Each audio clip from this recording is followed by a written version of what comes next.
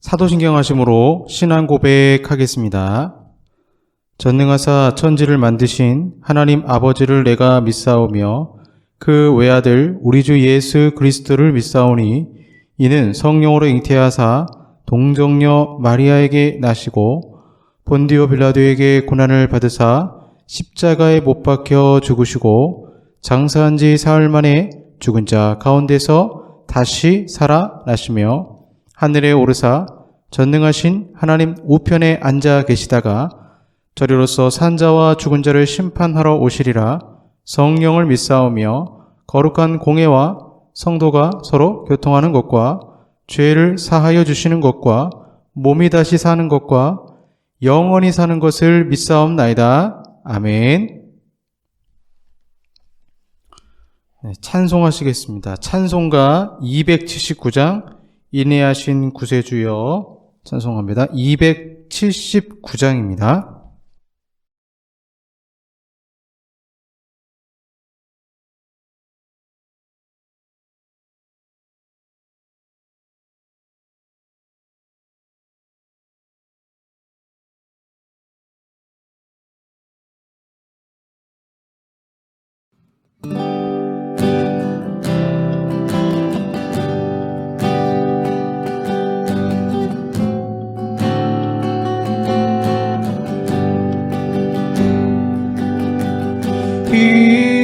인내하신 구세주여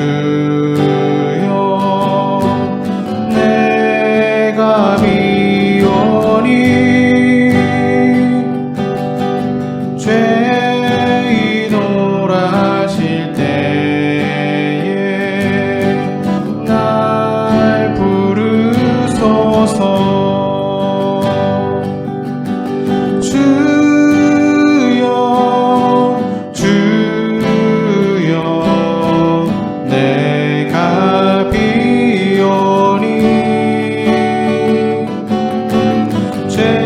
죄인오라 하실 때에 날 부르소서. 자비하신 보좌 앞에 엎드려 자복하고 회개하니 믿음 주소서. 주여 주여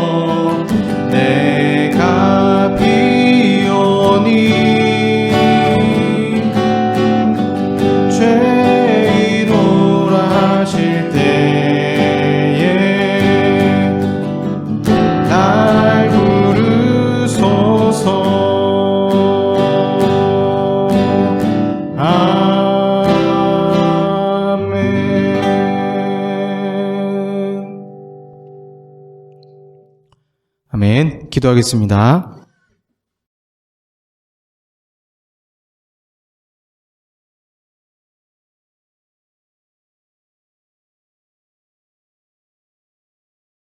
살아서 역사하시는 아버지 하나님 감사합니다.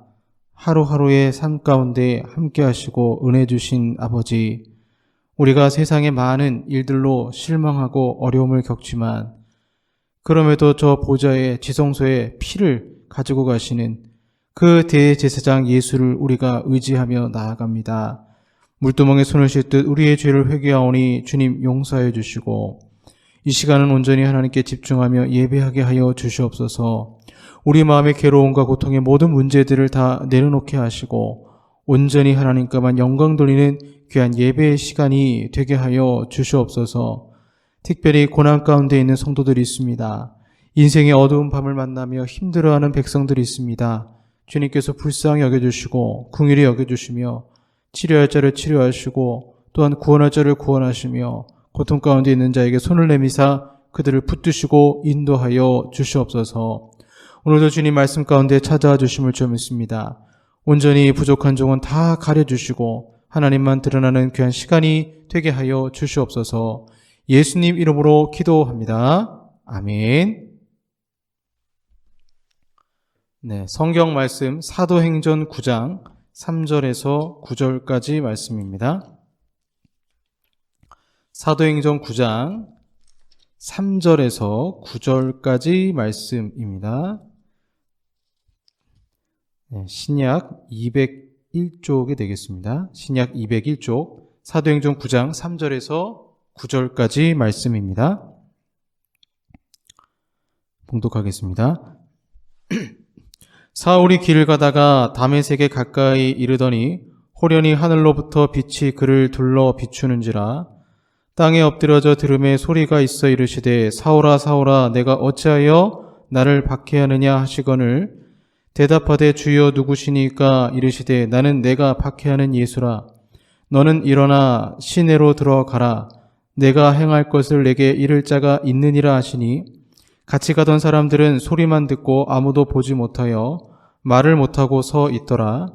사울이 땅에서 일어나 눈은 떴으나 아무것도 보지 못하고 사람의 손에 끌려 다메섹으로 들어가서 사흘 동안 보지 못하고 먹지도 마시지도 아니하니라. 아멘. 네, 오늘은 어둠이 필요한 이유라는 제목으로 말씀 전하도록 하겠습니다. 이어령 교수님 돌아가셨죠? 돌아가시면서 이제 또 그 인생 거의 마지막 부분에 예수님 만나고 또 지성에서 영성으로 책을 쓰지 않았습니까? 원래 이어령 교수님의 가정은 유교적 분위기였다라고 합니다. 그래서 그 집안의 가훈이 석복이라고 합니다. 석복, 복을 아끼라. 검소하게 생활하고 귀한 것은 남에게 자랑하지 말아야 한다. 그래서 뭐 이런 개념이죠. 황금은 돌이 아니라 그냥 황금이다. 황금을 신으로 아는 것도 황금을 돌로 보는 것도 모두 위선이다. 본래의 재간만 인정하고 그 이상 자랑하지 말라. 아주 지혜로운 그런 가훈이 있었다라고 합니다. 그런 가훈에 따라 자녀들을 잘 키우신 것 같아요. 그 간증하는 가운데 이런 얘기를 하셨어요. 우리 딸이 전국에서 1, 2등을 할 정도로 공부를 잘했어요. 손주들도 그렇고요. 그래도 저는 칭찬한 적이 없어요. 저 역시 형제 중에서 가장 성적이 뛰어났는데 부모님께서 한 번도 칭찬하지 않으셨거든요. 공부보다 더 중요한 게 있다는 거였죠. 남이 부러워할 걸 가진 사람은 더 겸손해야 해요. 1등은 한 명이잖아요. 나머지 애들은 1등을 부러워하거나 상처를 받게 되죠.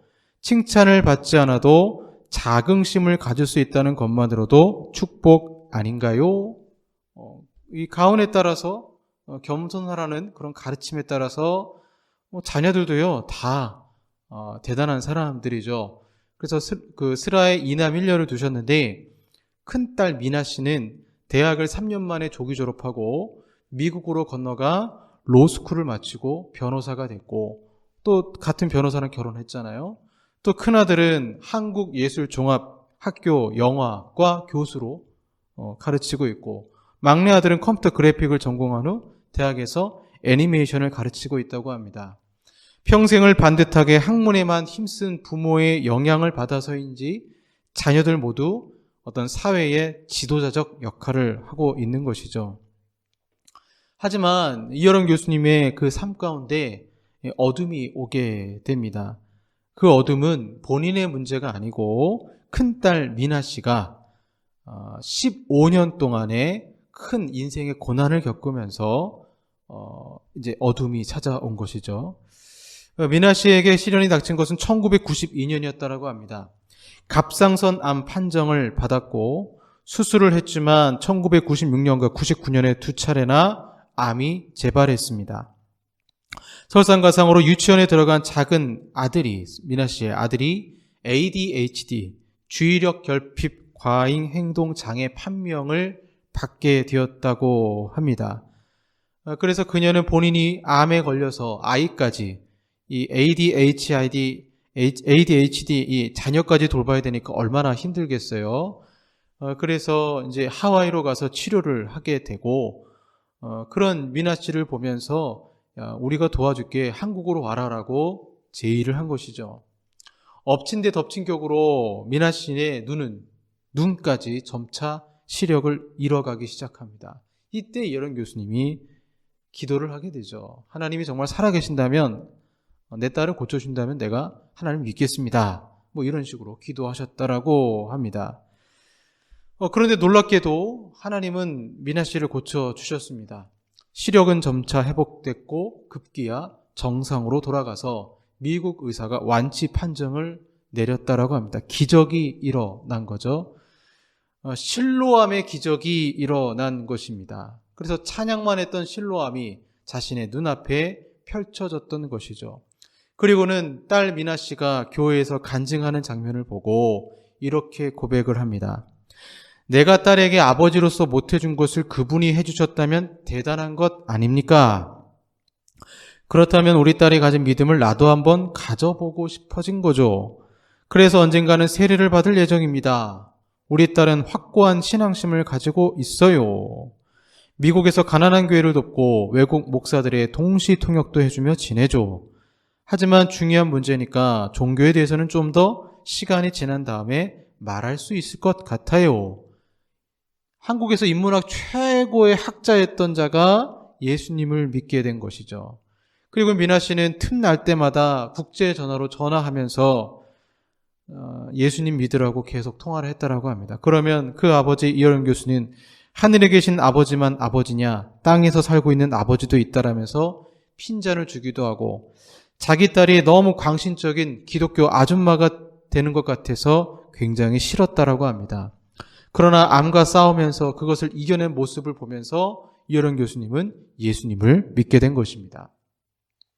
본문에 보시면 사도 바울, 그가 예수님 믿기 전에 바울이 여러분 얼마나 대단한 사람이었습니까? 바울은 자랑할 게 많았어요.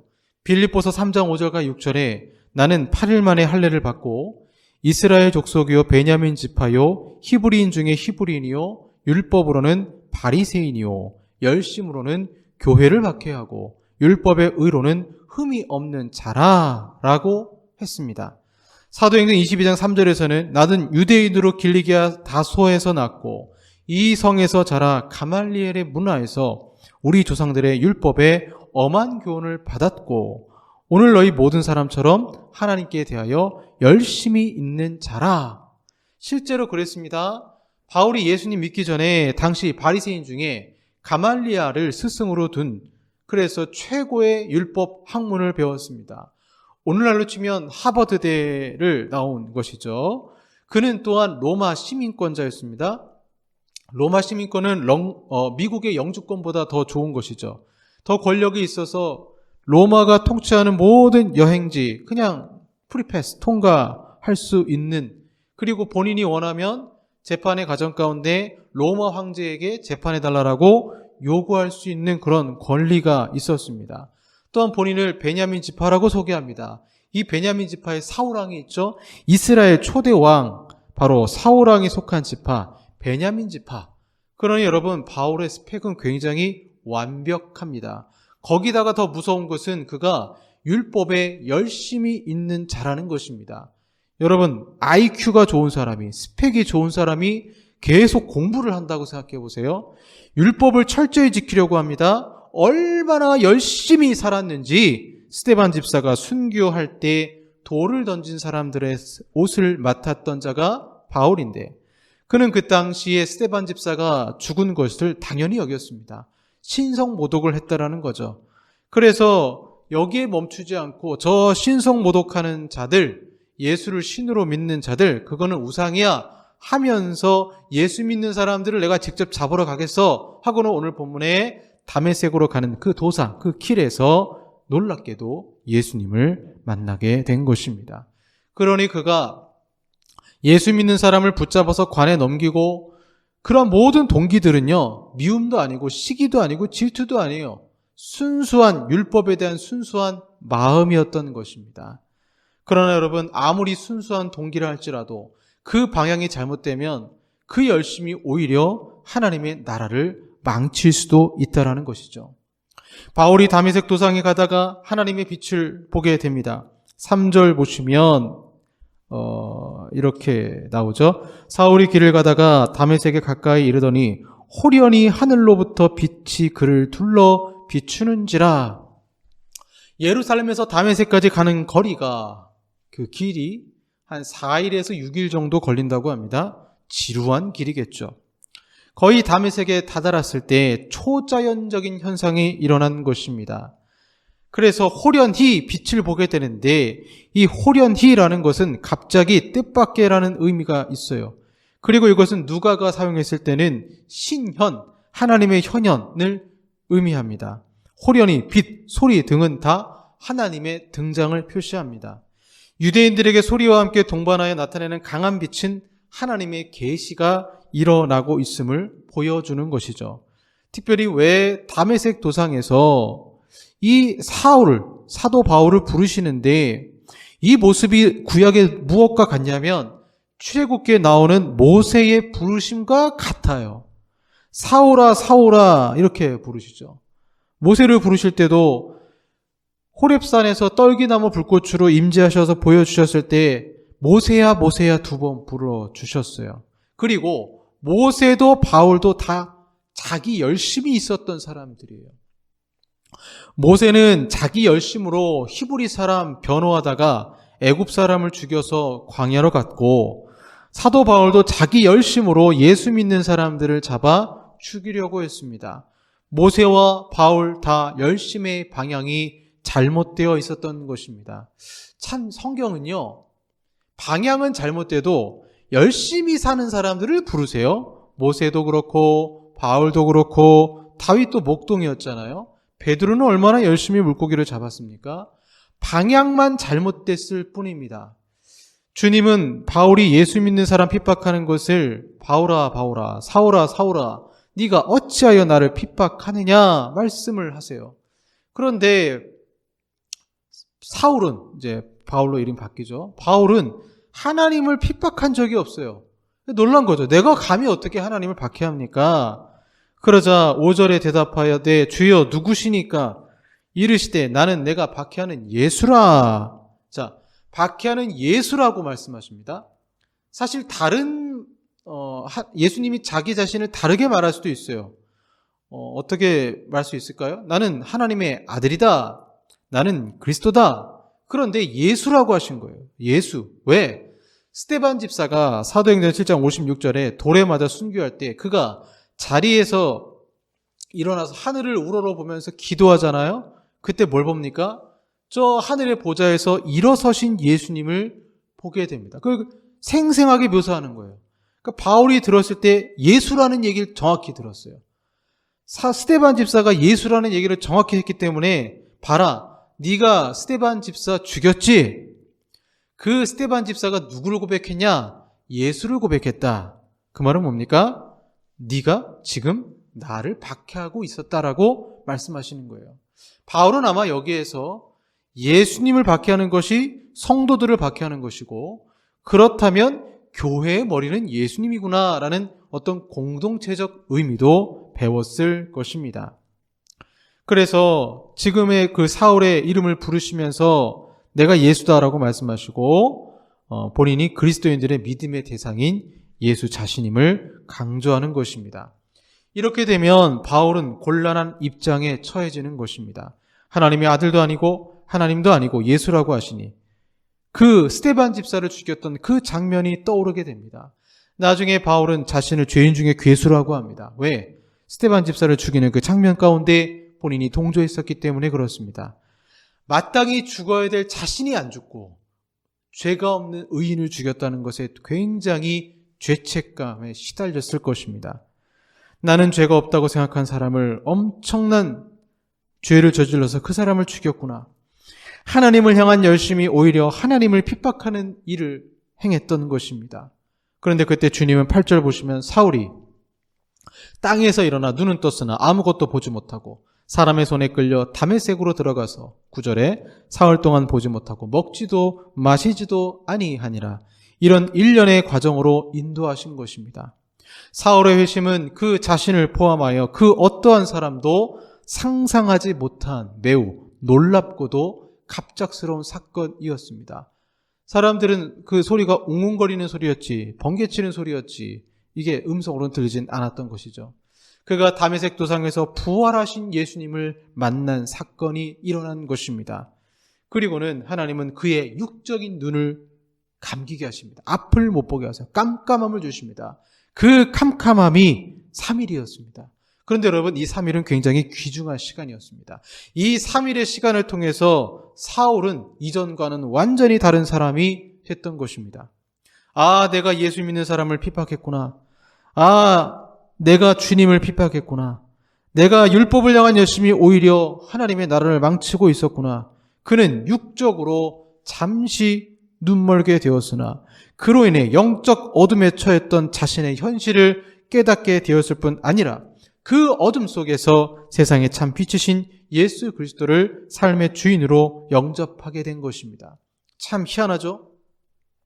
우리가 예수님을 영접할 때 보세요. 목사님이 설교를 하고 그 설교를 보고 듣습니다. 보통은 보고 들어야 영접을 합니다. 그런데 본문은 보지 못하게 합니다. 눈을 감으라는 것입니다.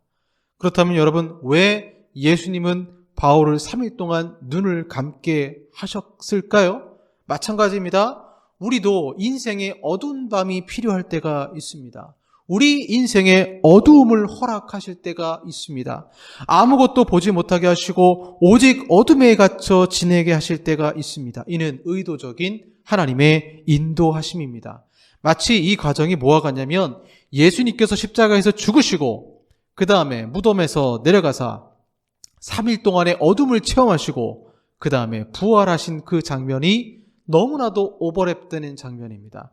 예수 그리스도의 부활과 오순절 사건을 이 개인 사도 바울의 인생에 함축적으로 그가 3일 동안 무덤을 경험하고 죽음을 경험하고 영적인 죽음을 경험하고 부활하여서 아나니아가 안수할 때의 성령의 충만함을 받는 역사, 마치 예수님의 부활, 그 다음에 오순절 사건, 이것이 이어지는 장면이 바로 사도 바울의 눈 감고 예수를 만나게 된 장면이 되는 것입니다. 따라서 이후에 바울은 자신이 그리스도와 함께 십자가에 못 박혔으며 이제 자신 안에서 그리스도께 사신다라고 갈라디아서 2장 20절에 고백을 하는 것이죠. 사울은 이 보지 못하는 기간 동안 깊이 회개했을 것입니다. 그래서 먹지도 마시지도 않았어요. 그리고 이 기간 동안 성령께서 그의 마음과 생각 그리고 영혼에 그리스도를 깨달을 수 있도록 은혜를 주셨을 것입니다. 그가 보지 못하는 이 시간이 바로 그에게는 그리스도의 사랑과 은혜의 빛이 비치는 축복의 시간이 된 것입니다. 예수님이 무덤에 내려가신 것처럼 신자도 무덤에 내려가 어둠을 경험해야 합니다. 그 어둠 속에서 사도 바울의 물음은 무엇이었을까요? 우리가 어둠에 처할 때 우리는 어떤 물음을 가지고 하나님께 기도해야 될까요? 예수님은 누구일까? 예수님은 누구시길래 나에게 나타난 거지? 내가 그동안 연구한 구약 성경의 메시아가 예수님인가? 꼬리에 꼬리를 무는 생각들. 그는 3일을 오직 예수님 생각에만 집중했습니다. 그리고 그는 3일을 회개의 3일로 삼은 것입니다. 그래서 성령 충만을 그가 받고 이방인의 사도로 사역을 하게 된 것이죠.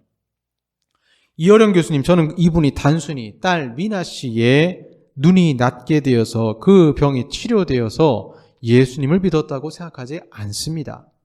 이분도 바울처럼 3일의 어두움을 경험했던 것입니다.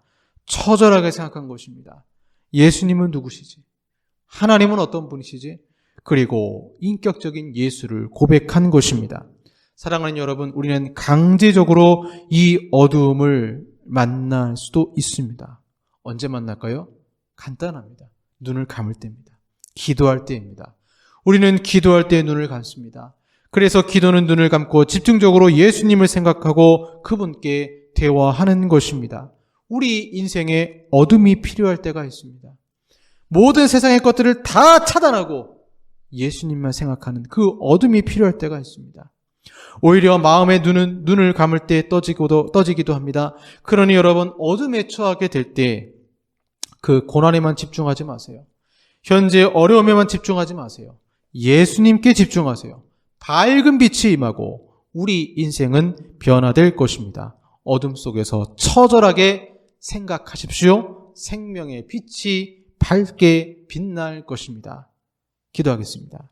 하나님, 어둠이 우리 인생에 필요할 때가 있습니다. 찾아올 때가 있습니다. 우리는 그때 고난에만 집중하는 것이 아니라 바울처럼 예수님에게 집중할 수 있도록 도와주시옵소서. 그 어둠이 어둠으로 그치는 것이 아니라 그 어둠 속에서 주의 말씀을 듣고 부활하게 되는 생명의 부활로, 능력의 부활로, 성령 충만으로 거듭나는 역사가 있게 하여 주시옵소서. 예수님 이름으로 기도합니다. 아멘. 미나 씨가 그 실로암의 경험을 했죠. 우리도 찬양하겠습니다. 어두운 밤에, 캄캄한 밤에.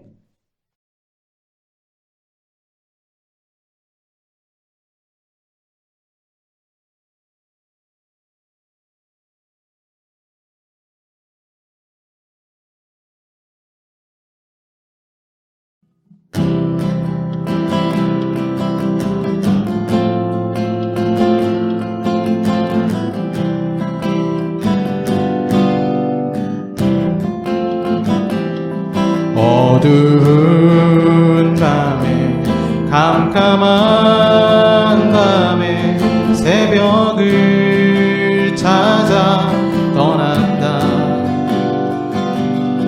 종이 울리고 닭이 울어도 내 눈에는 오직 밤이었어.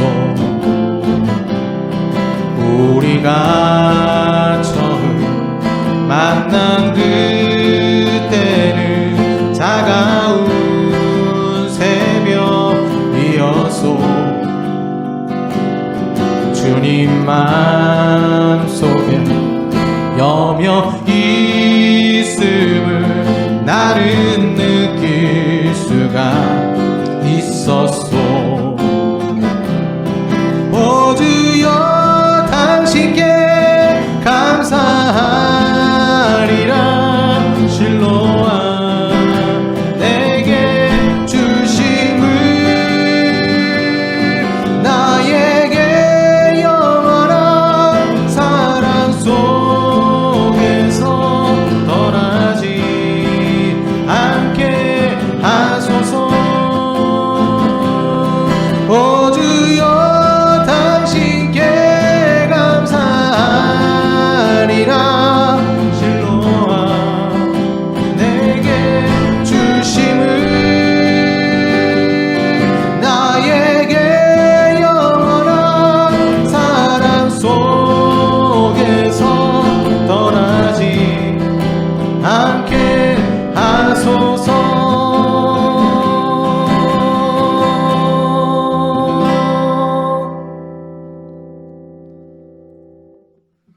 기도하겠습니다.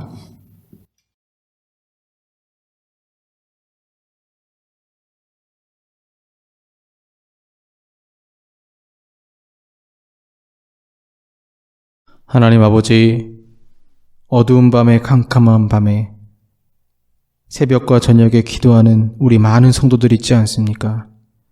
주여, 이 시간 우리의 마음을 드리고 물질을 드리고 감사를 드리고 영광을 돌립니다. 하나님 찾아오시사 어둠 속에 갇혀서 지낸 불쌍한 당신의 백성들을 외면하지 마시고 사도 바울을 만나주신 것처럼 만나주시고 은혜를 경험하게 하시며 예수님께 집중하게 해주시옵소서. 그 인생의 답을 찾게 될 때 얼마나 기쁜지요, 얼마나 행복한지요, 비록 삶은 고난 가운데 있지만 얼마나 힘이 되는지요, 주님이 내 인생의 목자가 된다는 그 은혜가 얼마나 큰지요, 이 모든 일들을 경험할 수 있도록 주 축복하시고 힘들고 어려울수록 그 어둠 속에서 예수님께 집중할 수 있도록 은총을 허락하여 주시옵소서. 예수님 이름으로 기도합니다. 아멘.